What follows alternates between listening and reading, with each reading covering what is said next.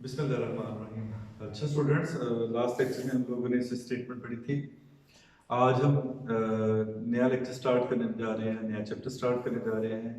ये है लूप। बहुत इंपॉर्टेंट है लूप। पेपर में आपको लूप में प्रैक्टिकल में से भी एक क्वेश्चन आएगा और इसके अलावा जो आपका थ्योरी का पेपर होगा उसमें से भी एक क्वेश्चन आएगा। तो ये पेपर के पॉइंट ऑफ व्यू से काफ़ी इंपॉर्टेंट कंसेप्ट है और आपने आगे अरे पढ़नी है, कोई भी आगे कंसेप्ट पढ़ने हैं तो उसमें लूप बहुत इंपॉर्टेंट होता है। तो स्टार्ट करते हैं जी। लूप होता क्या है? लूप को हम आइटरेटिव स्ट्रक्चर भी कहते हैं, लूप को हम रेपिटेटिव स्ट्रक्चर भी कहते हैं और लूप को हम लूपिंग कंस्ट्रक्ट या लूपिंग स्ट्रक्चर भी कहते हैं। बताने से पहले ये था कि हमने जो स्ट्रक्चर पढ़े वो एक था सीक्वेंस।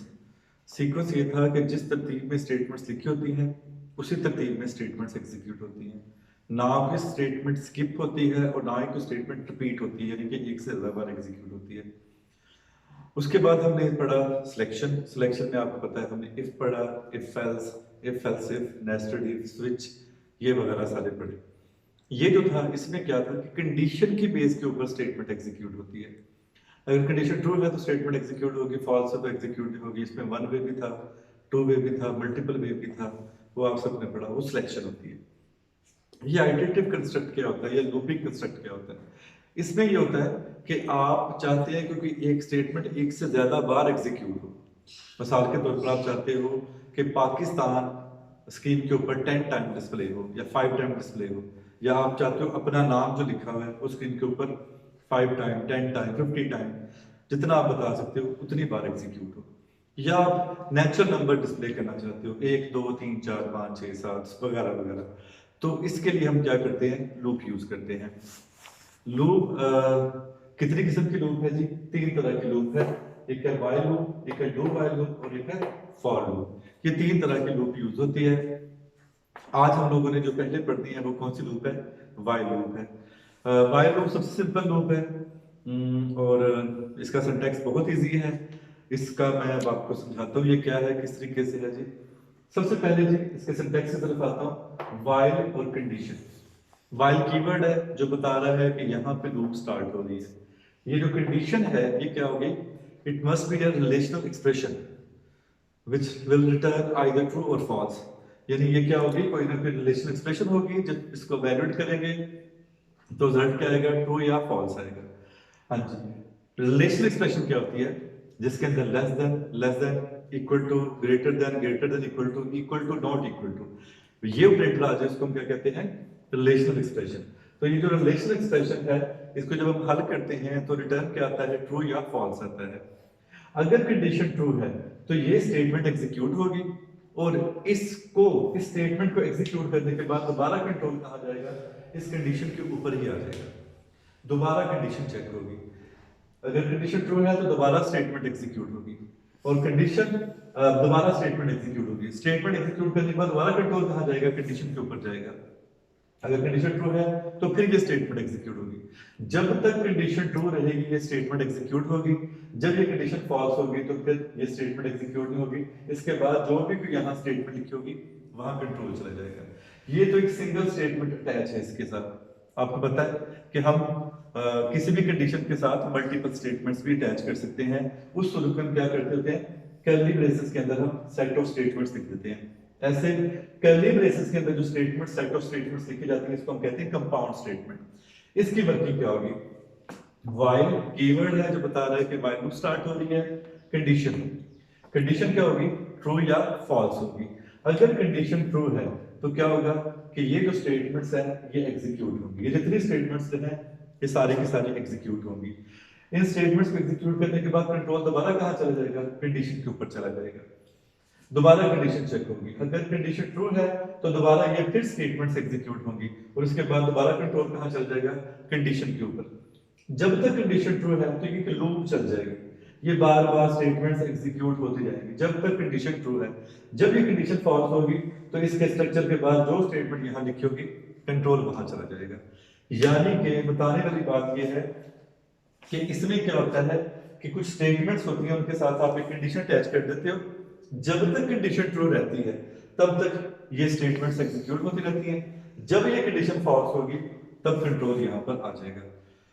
तो ये थी जी इसका सिंटैक्स। ये व्हाइल लूप क्या होता है, बड़ा सिंपल सिंटैक्स है जिसका।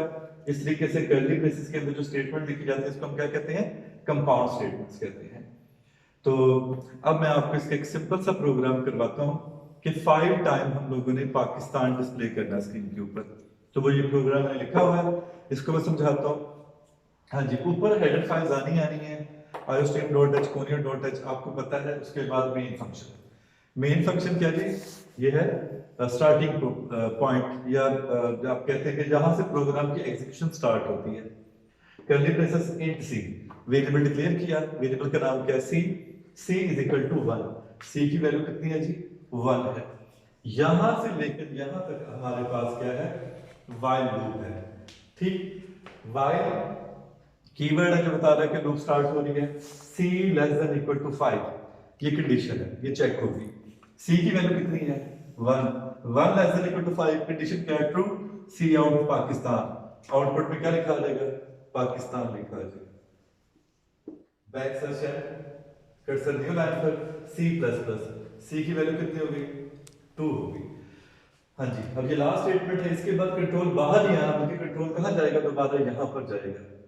दोबारा कंडीशन चेक होगी, सी की वैल्यू कितनी होगी, 2। 2 less than equal to 5, condition क्या है, ट्रू।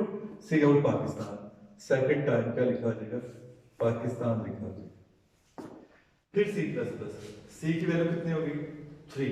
कंट्रोल दोबारा कहां गया, यहां पर। C less than equal to 5, condition क्या है, true. 3 less than equal to 5, condition क्या है, true. Cout Pakistan, third time क्या लिखा जाएगा, पाकिस्तान लिखा जाएगा। फिर सी प्लस प्लस, सी की वैल्यू कितनी होगी, 4। फिर कंट्रोल यहां गया, 4 less than equal to 5, condition क्या है, ट्रू।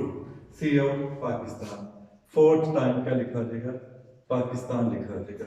सी प्लस प्लस, सी की वैल्यू कितनी होगी, 5। कंट्रोल दोबारा किधर गया, 5 less than equal to 5, condition क्या है, true. Cout Pakistan, fifth time Pakistan लिखा आ गया। सी प्लस प्लस, सी की वैल्यू कितनी होगी, 6। कंट्रोल कहां जाएगा, ऊपर ही जाएगा, यहां से यहां नहीं आना, कंट्रोल ऊपर ही जाएगा। हाँ जी, सी कितनी value, 6। 6 less than equal to 5, condition क्या है, ट्रू। 6 छोटा बराबर 5 से कंडीशन क्या होगी, false. Sorry, 6 less than equal to 5, condition क्या, फॉल्स। अब क्या होगा, कंट्रोल बाहर आ जाएगा, जो इसके बाद स्टेटमेंट्स लिखी है। तो ये 5 टाइम क्या लिखा गया, पाकिस्तान लिखा गया। आई होप आप लोग को समझ आई होगी कि किस तरीके से, अगर मैं जस्ट ये चाहता हूं कि 10 टाइम पाकिस्तान डिस्प्ले करना चाहता हूं, तो मुझे यहां क्या लिखना पड़ेगा, सी लेस देन इक्वल टू 10, तो 10 टाइम डिस्प्ले हो जाएगा। अगर मैं यहां 50 लिख दूंगा तो क्या हो जाएगा, 50 टाइम डिस्प्ले हो जाएगा। तो ये है जी व्हाइल लूप जो है, कि किस तरीके से व्हाइल लूप काम करती है।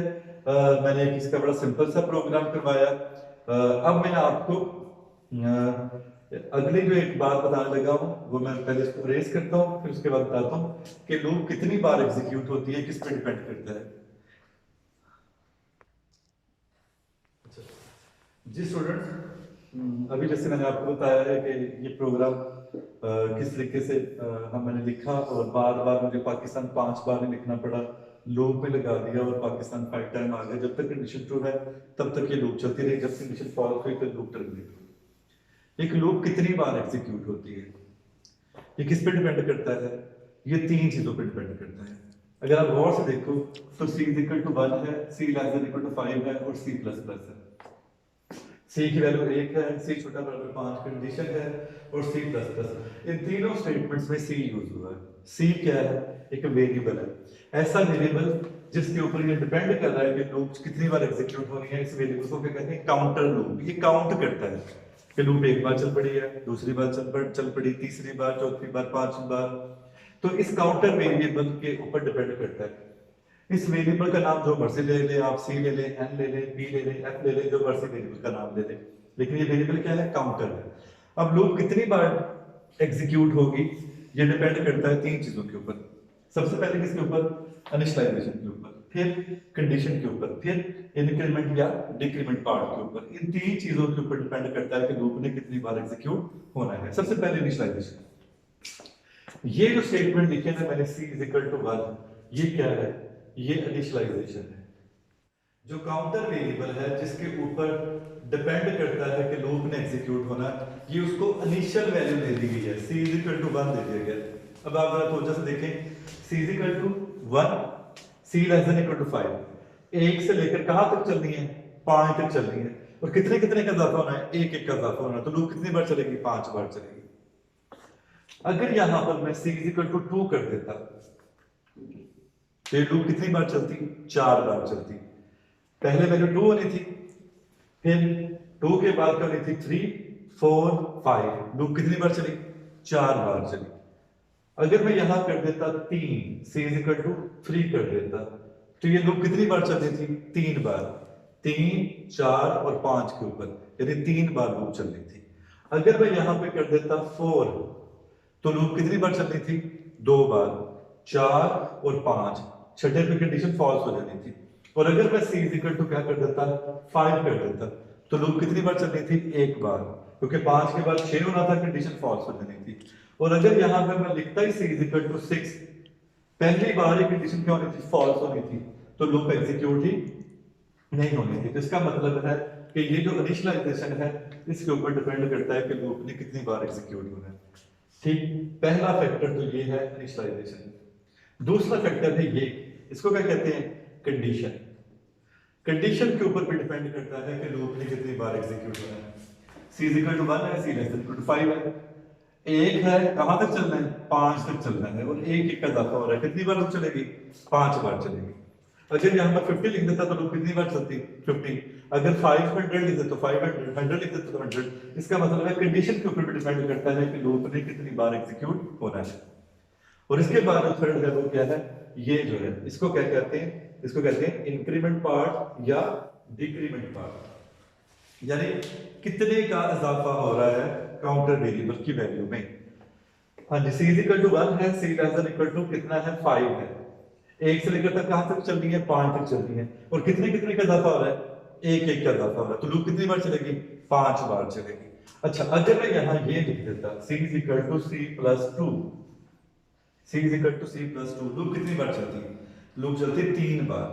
कैसे, पहले c की वैल्यू क्या होनी थी 1, फिर 2 का इजाफा होने से कितनी होनी थी, c की वैल्यू 3, फिर 2 का इजाफा होने से c की वैल्यू कितनी होनी थी, 5 हो जानी थी।